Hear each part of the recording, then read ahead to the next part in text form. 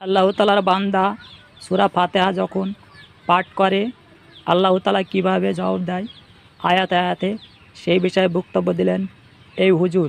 বক্তব্যটি সম্পূর্ণ শুনুন আর শেয়ার করে লক্ষ লক্ষ মানুষকে শোনার সুযোগ করে দেন, আর আপনি লক্ষ লক্ষ সওয়াবের অংশীদার হন। এই সূরাটা খুব দামি সূরা, খুবই দামি। সহিহ হাদিস, মুসলিম শরীফের হাদিস, যখন কোন বান্দা সূরা ফাতিহার একটা করে আয়াত বলে আলহামদুলিল্লাহি রাব্বিল আলামিন, সঙ্গে সঙ্গে আল্লাহ জবাব দিয়ে বলেন হামিদানি আবদি, বান্দা তুই আমার প্রশংসা করলি। আর রহমানির রহিম যখন বলে আল্লাহ বলেন আসনা আলাইয়া আবদি। মালিক ইয়াউমিদ্দিন যখন বলে আল্লাহ বলেন মাজ্জাদানি আবদি।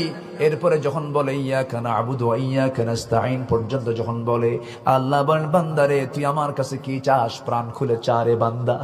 ইহদিনাস সিরাতাল মুস্তাকিম থেকে শুরু করে নিয়া ওয়ালাদ দাল্লিন পর্যন্ত যখন